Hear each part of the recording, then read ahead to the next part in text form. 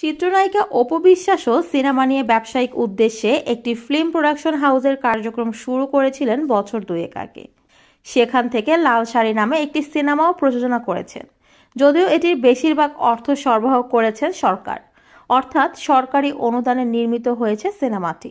এই production house থেকে পরবর্তী সিনেমা কবে নির্মাণ করা হবে এরকম কোনো তথ্য তিনি দেননি।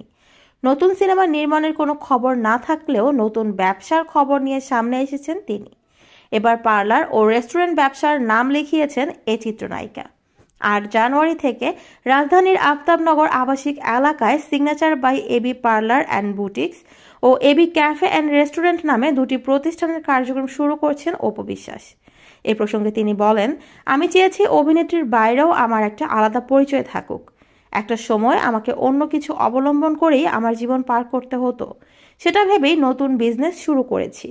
নতুন দুটি ব্যবসায়িক প্রতিষ্ঠানের কার্যক্রম শুরু করলেও ১২ জানুয়ারি থেকে বর্ণাঢ্য অনুষ্ঠানের মধ্য দিয়ে এগুলোর আনুষ্ঠানিক যাত্রা শুরু হবে বলে জানিয়েছেন অপু বিশ্বাস।